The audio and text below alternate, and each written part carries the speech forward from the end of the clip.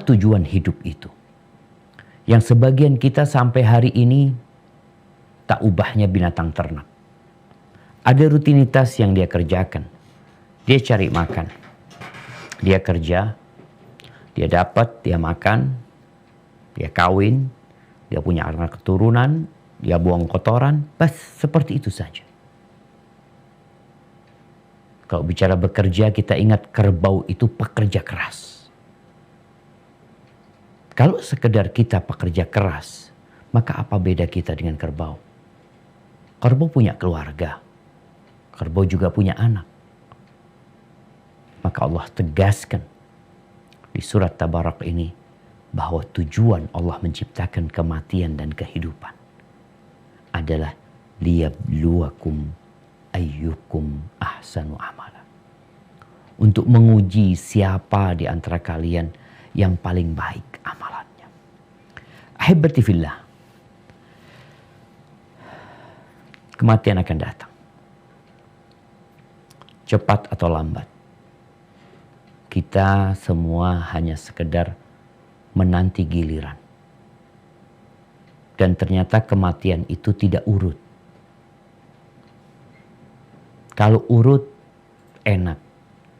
Karena kita tahu kapan kita akan dipanggil. Namun ternyata kita melihat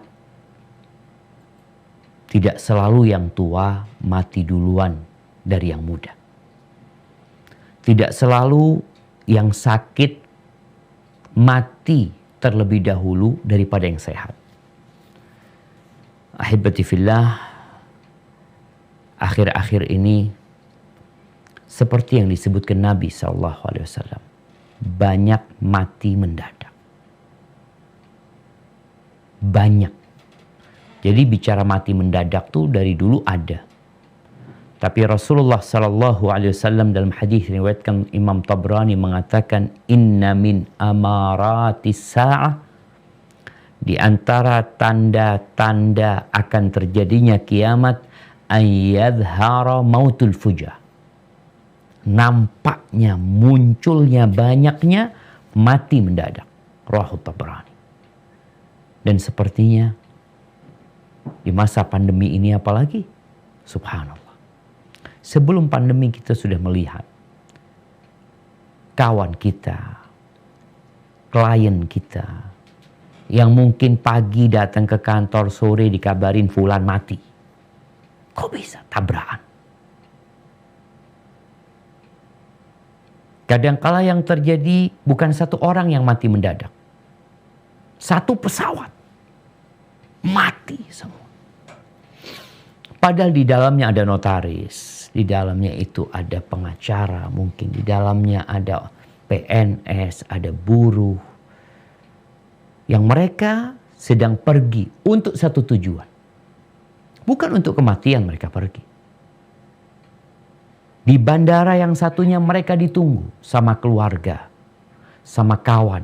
Mereka sudah booking hotel. Mereka sudah siapkan makan siang. Mereka juga sudah punya rondon acara. Semuanya bubar. Karena mati mendadak. Ahibati fillah. Kalau kita mati mendadak, udah siap belum kita? Sejatinya mati ini gak perlu siap, gak siap. Dia datang tanpa menunggu kesiapan kita. Bukan seperti sebuah acara yang dibuat, yang kalau sudah siap baru dipersilahkan. Fulan udah siap, fadhal, maju ke depan. Allah Azza wa Jalla berfirman di surat Az-Zumar ayat 56 sampai 58 menceritakan tentang manusia-manusia yang mati dalam kondisi belum siap. Dia tidak mempersiapkan diri padahal udah dikasih tahu. Seperti seorang yang udah beli tiket pesawat. Dia sudah datang ke bandara. Dia sudah ambil tiket. Dia sudah di ruang tunggu. Dikatakan kepada dia, bentar lagi engkau mau berangkat loh. Jangan kemana-mana. Engkau di sini aja. Bentar lagi akan dipanggil untuk boarding. Dia keluar bandara. Dia makan di restoran yang jauh dari bandara. Dia masih belanja di mall. Sehingga dia ketinggalan pesawat. Apa kata Allah di surat Az-Zumar ayat 56 sampai 58? Nah, silahkan dibaca.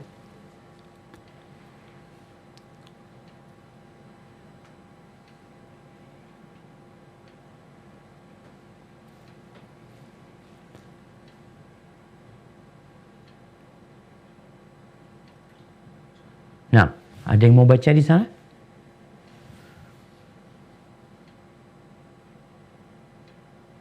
Atau ada yang bacakan? An taqula nafsun ya hasrata ala ma farrattu fi jambillah wa in kuntu laminas sakhirin. أو تقول لو أن الله هداني لكنت من المتقين أو تقول حين ترى العذاب لو أن لي كرة فأكون من المحسنين.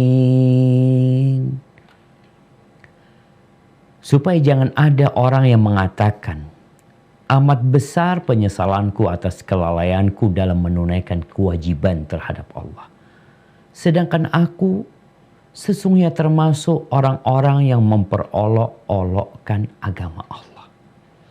Atau supaya jangan ada yang berkata kalau sekiranya Allah memberi petunjuk kepadaku, tentulah aku termasuk orang-orang yang bertakwa. Atau supaya jangan ada yang berkata ketika ia melihat azab, kalau sekiranya aku dapat kembali ke dunia, niscaya aku akan termasuk orang-orang yang berbuat baik.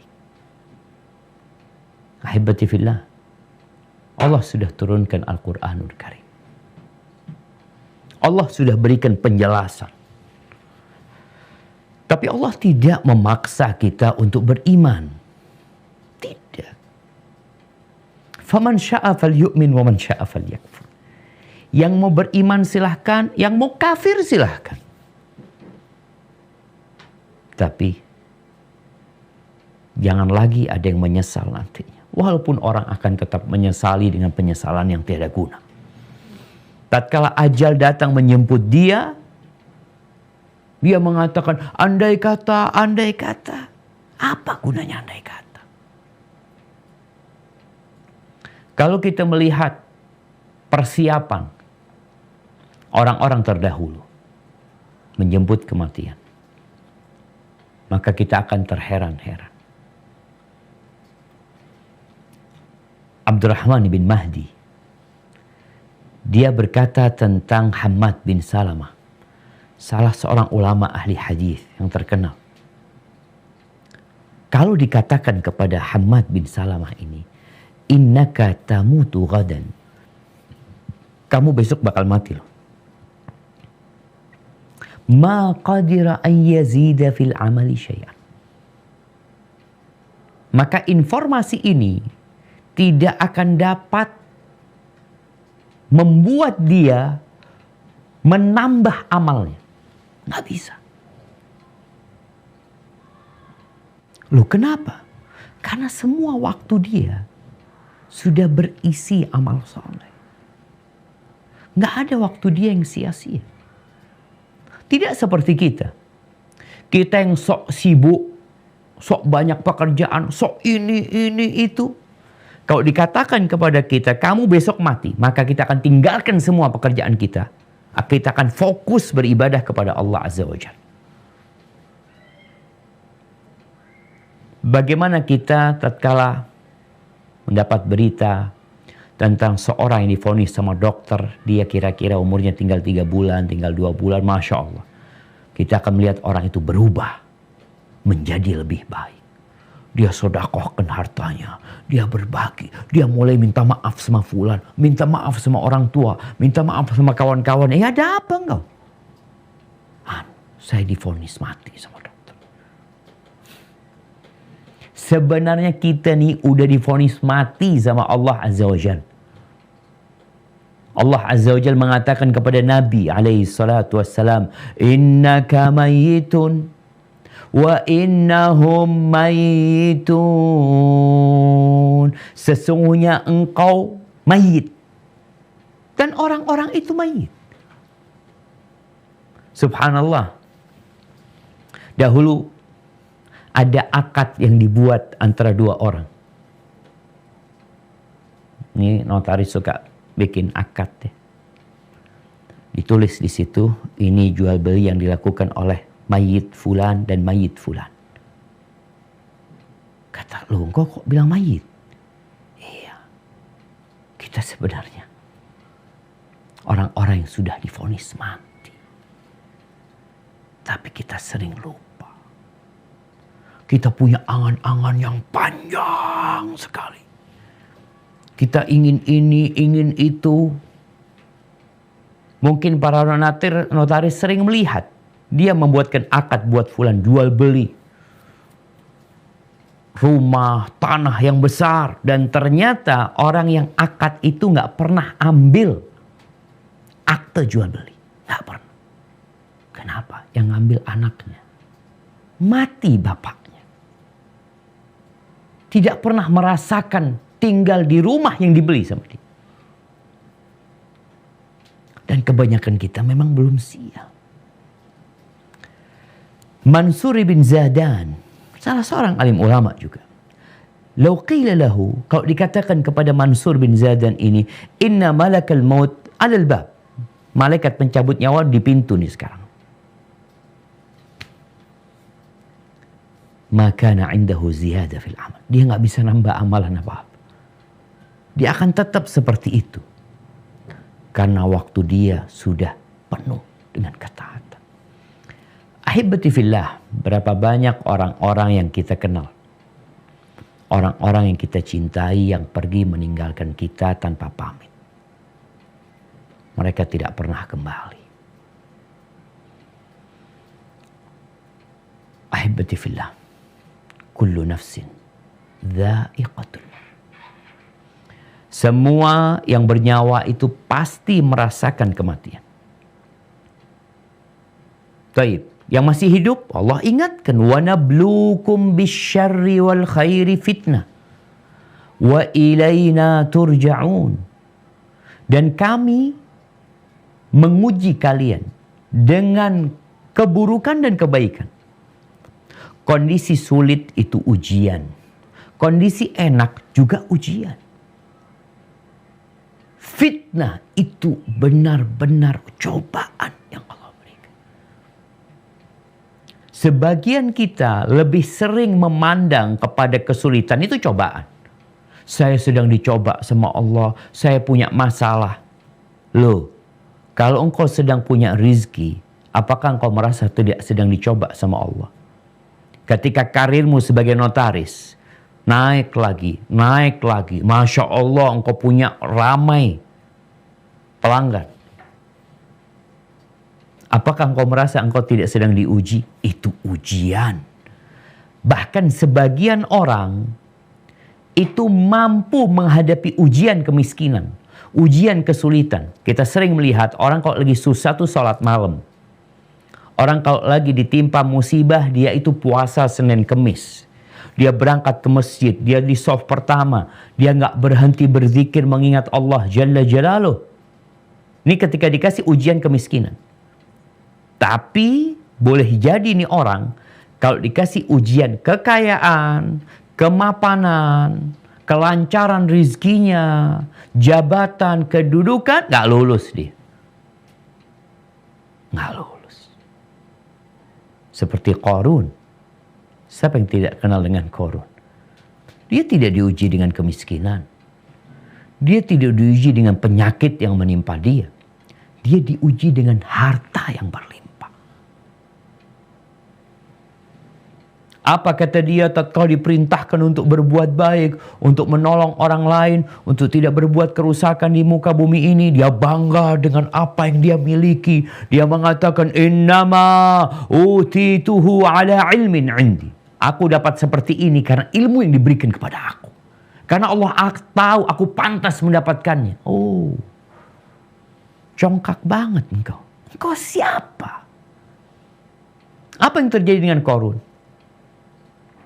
Allah matikan Qarun secara mendadak. Padahal orang-orang yang melihat kekayaan Qarun tuh, mereka sudah melihat Qarun keluar dari rumahnya dengan hartanya, dengan dayang-dayangnya. Dikatakan dia punya 300 dayang-dayang mendampingi dia. Kita tuh kalau ngeliat Crazy Rich sekarang ya, kita jadi kepingin, ya Allah mobilnya bagus banget ya. Kita akan bajunya, jamnya, handphonenya, tasnya. Qarun, tahu-tahu keesokan harinya habis sudah. Tidak ada di atas bumi ini. Dia tidak digotong untuk dikuburkan. Tapi Allah mengatakan, فَخَسَفْنَا بِهِ وَبِدَارِهِ الْأَرْضِ. Kami benamkan dia dan rumahnya di dalam bumi. Sehingga dia jadi pelajaran sampai hari ini. Kalau ada orang menemukan harta yang terpendam, mereka mengatakan harta Qarun. Mana Qarunnya? Ahibati fillah. Kematian adalah rahasia yang kita nggak tahu. Kadangkala ada tanda-tandanya, seperti orang sakit, orang mulai sesak nafas. Ada yang kayaknya, ya Allah mati, kayaknya mau mati fulan ini itu. Akhirnya keluarganya datang, anak-anaknya dipanggil dan betul mati. Tapi banyak juga yang nggak ada tanda-tandanya. Anak-anaknya masih di luar kota bekerja semuanya. Tahu-tahu ada yang telepon, ibumu meninggal dunia. Ada anak-anak yang diharapkan panjang umur, yang orang tuanya telah merajut mimpi buat anak-anaknya, membangun cita-cita yang luhur, ingin anak-anak ini menjadi seorang notaris yang handal, melanjutkan perjuangan bapaknya umpamanya. Atau berpikir karena di situ ada uang yang mudah didapatkan. Tapi ternyata anak itu mati karena tenggelam di kolam renang. Gak ada tanda-tandanya. Allah Azza wa Jalla berfirman di surat Luqman ayat 34. Apa kata Allah Jalla Jalaluhu? Nah, silahkan dibaca. Masih di mute kayaknya. Nah. Ayat berapa Ustaz? Ayat 34.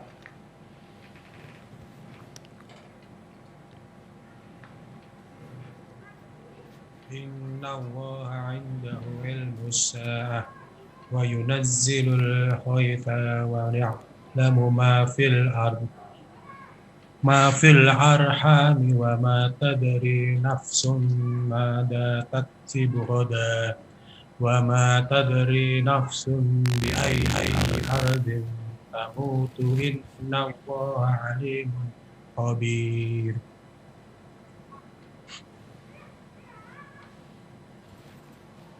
Nah, artinya?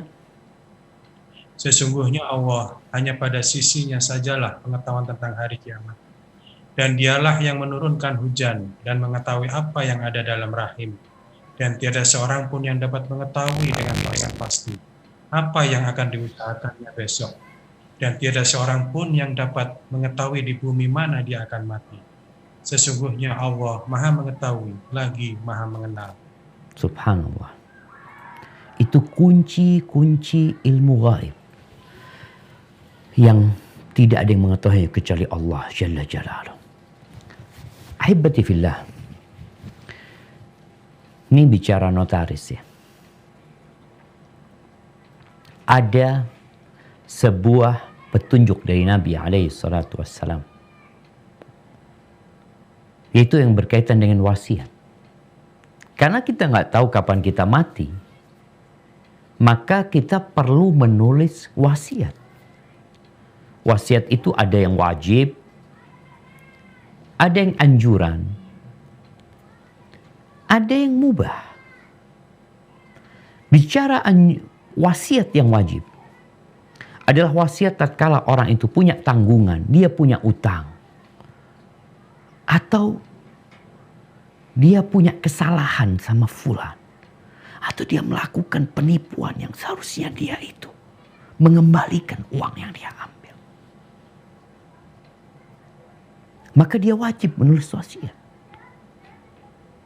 Karena kalau dia mati, kemudian pemilik uangnya datang kepada anak-anaknya untuk menagih uang. Menagih utang bapaknya. Tapi anak mengatakan nggak ada bukti kalau bapakku punya utang. Bapakku nggak pernah ngomong. Bapakku nggak tulis wasiat. Akhirnya anak-anak nggak mau bayar utang bapaknya. Dan sang bapak padahal punya uang. Dia punya warisan. Yang seharusnya warisan itu tidak dibagikan. Kecuali setelah pelunasan hutang. Tapi karena bapaknya nggak nulis wasiat, ya udah, sama anak-anaknya dimakan tuh warisan. Nggak salah anak-anaknya. Loh, anak-anaknya kok nggak mau ngelunasin? Nggak ada bukti dia. Dan sang anak boleh percaya, boleh tidak percaya, kecuali ada bukti. Rasul sallallahu alaihi wasallam mengatakan, "Ma haqqu mri'in muslimin lahu syai' yusi fihi yabitu lailataini illa wa wasiyatuhu maktubatun indah." Rawahul Bukhari wa Muslim. Tidaklah pantas bagi seorang muslim itu ya, kalau dia punya sesuatu yang hendak dia wasiatkan, melainkan dia sudah tulis. Dia nggak bermalam 2 malam, nggak menunda dia menulis wasiatnya. Kecuali wasiatnya itu udah ada di diri dia. Dan kita tahu notaris banyak menjadi pemegang amanah dalam wasiat ini. Terkadang kita sibuk nuliskan wasiat buat orang, kita sendiri nggak pernah wasiat. Kita merasa umur kita masih panjang. Kita masih akan hidup puluhan tahun lagi. Nggak ada yang tahu. Wa kam min syababin wa kam min fata amsa wa asbaha dhahikan. Berapa banyak pemuda-pemuda yang pagi ketawa, sore ketawa, padahal yang namanya kafan dia itu sedang ditenun, atau sedang dipotong, atau sedang dikirim. Dia ketawa-ketawa. Lupa dengan kematian yang datang tiba-tiba. Rasulullah sallallahu alaihi wasallam menyuruh kita untuk banyak-banyak mengingat kematian. Kata beliau alaihi salatu wassalam dalam hadis yang diriwayatkan Ibnu Hibban, "Aktsiru dzikra hadhimil ladzat." Kalian perbanyak mengingat pemutus kelezatan. Ada sesuatu yang memutuskan semua kelezatan. Apa? Al-maut, kematian. Fama dzakarahu 'abdun qat wa huwa fi dhiqin illa wassa'ahu 'alaih.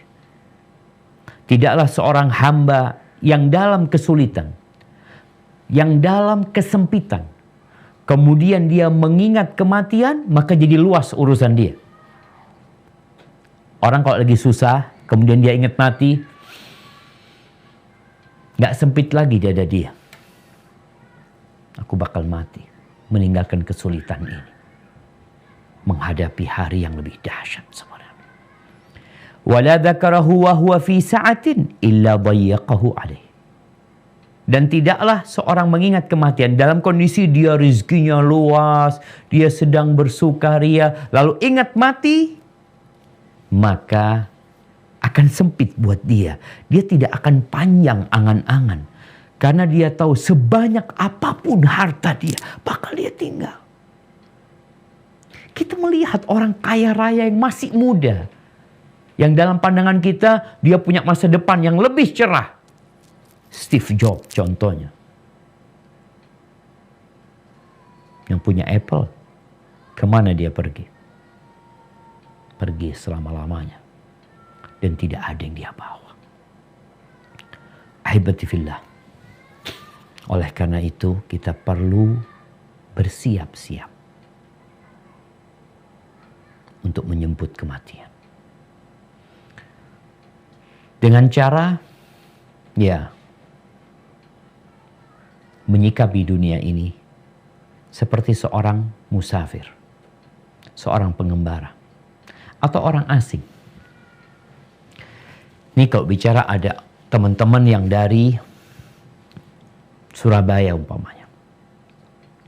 Dia bekerja di kedutaan Indonesia yang ada di Inggris. Apa yang akan dilakukan oleh orang ini? Apakah dia akan beli rumah di Inggris? Dia akan buka usaha di Inggris? Atau dia berpikir, saya di sini nggak lama. Saya bekerja dengan kontrak. 4 tahun bisa jadi udah pulang ke Indonesia atau 5 tahun. Atau nanti diperpanjang atau balik ke Indonesia. Yang dia pikirkan bagaimana dia memiliki rumah, memiliki fasilitas di tempat dia pulang. Karena dia sadar, anak di sini nggak lama gitu loh. Dan itulah wasiat Rasul sallallahu alaihi wasallam. Kata Abdullah bin Umar bin Khattab radhiyallahu anhu, akhadha Rasulullah sallallahu alaihi wasallam bimankibai. Nabi alaihi salatu wasallam memegang kedua pundakku sambil mengatakan, kun fid dunya ka'annaka gharibun aw 'abiru sabil. Hiduplah engkau di dunia seperti orang asing, perantau, yang biasanya dia tinggal di situ, ya nggak lama. Seperti WNA yang tinggal di Indonesia. Dia bukan penduduk Indonesia. Dia nggak boleh beli ini, itu, macam-macam. Jadilah engkau seperti orang asing. Tapi kadang-kadang orang asing ini keenakan hidup di negerinya orang. Lupa dengan negeri dia yang sebenarnya. Au abiru sabil, atau yang lebih tepat engkau hidup seperti seorang pengembara atau seorang yang sedang transit. Bayangin ya, ketika kita berangkat dari Indonesia mau ke Mekah, tujuan kita adalah Mekah umroh atau haji. Lalu pesawat kita transit di Dubai. Kita tahu bagaimana indahnya Dubai. Kita sudah pernah baca tentang Dubai. Kasih tahu ada ini, ada itu, macam-macam. Akankah kita tergoda dengan Dubai? Atau kita akan mengatakan, Ana nggak lama di sini. Ana cuma transit. Ana hanya tinggal di sini 24 jam kali 3. Bas, Ana punya visa cuma 3 hari. Bagaimana orang ini?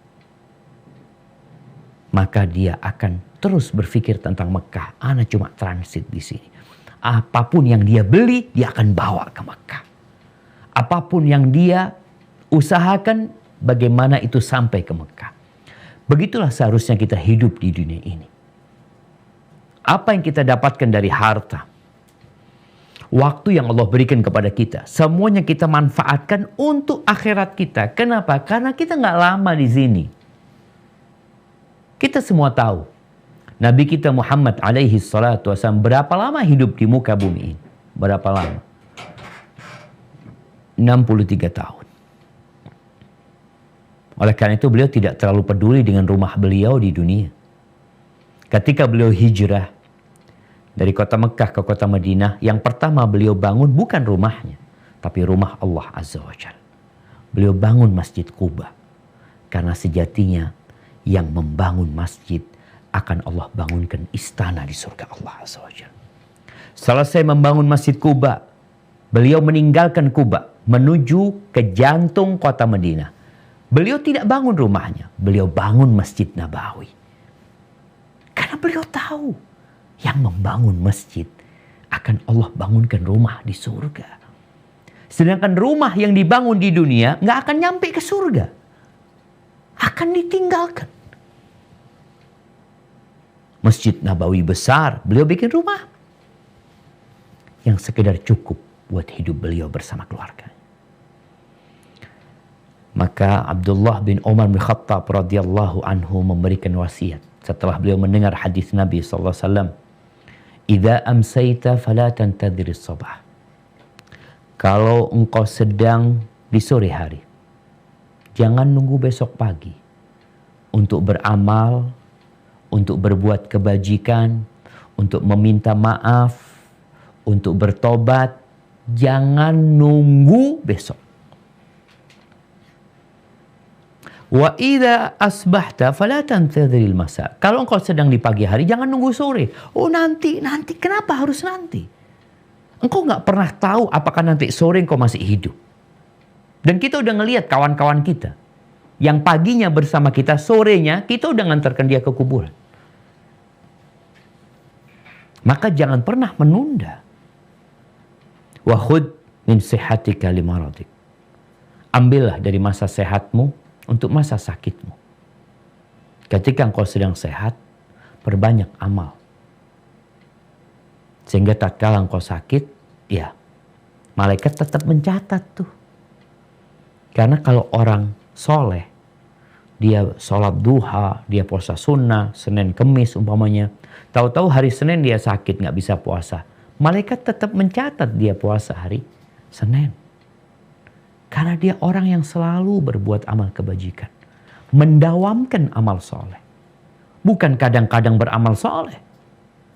Makanya orang yang istiqomah dalam ketaatan, insya Allah mati, dicabut nyawanya dalam kondisi dia berbuat ketaatan. Tapi kalau dia beramal solehnya kadang-kadang, dia boleh jadi dia dicabut ketika tidak beramal soleh. Wa khudh min hayatika limautik. Ambil dari kehidupan ini persiapan untuk matimu. Bukan persiapan untuk masa tua. Kita sering menabung, kita sering beli aset. Untuk apa? Untuk masa tua. Oh bagus beli tanah situ. Ya antum kok banyak asetnya? Iya, persiapan buat masa tua. Kata Abdullah bin Umar bin Khattab, wa khudh min hayatika limautik. Engkau ambil, engkau persiapkan dalam kehidupan ini. Beli aset ini itu untuk apa? Untuk kalau engkau mati. Maka disebutkan dalam sebuah hadis yang diriwayatkan Imam Tirmidzi. Al-Kais. Man dana nafsahu wa amila lima ba'dal maut. Orang yang cerdas. Apakah orang yang jadi notaris? Apakah orang yang jadi bupati itu orang cerdas? Jadi gubernur? Jadi presiden? Jadi menteri? Al-Kais. Man dana nafsahu wa amila lima ba'dal maut. Orang yang cerdas adalah orang yang suka mengevaluasi dirinya. Pedagang-pedagang sukses tuh, hampir setiap tutup buku selalu dia evaluasi. Ada yang menghitung-hitung hasilnya itu tiap malam. Tutup tokonya dihitung dulu semuanya. Besok seperti itu. Orang cerdas yang selalu dia menghisap dirinya. Dia bermuhasabah dengan dirinya. Dan beramal bukan untuk masa tua. Tapi untuk yang setelah kematian. Kenapa? Kalau engkau mati, engkau akan ditinggal sama keluargamu. Kalau engkau seorang wanita, seorang ibu, maka putri putramu nggak ada yang mau mendampingi. Suamimu apalagi? Dia akan tinggalkan, dia akan cari perempuan yang lain. Kalau engkau seorang laki-laki, engkau mati, istrimu juga nggak bakalan mau ikut bersamamu. Anak-anak juga nggak akan kepikiran untuk tinggal bersama bapaknya. Hidup di dunia saja, anak itu kepingin pisah dari bapaknya. Apalagi bapaknya udah mati jadi bangkai.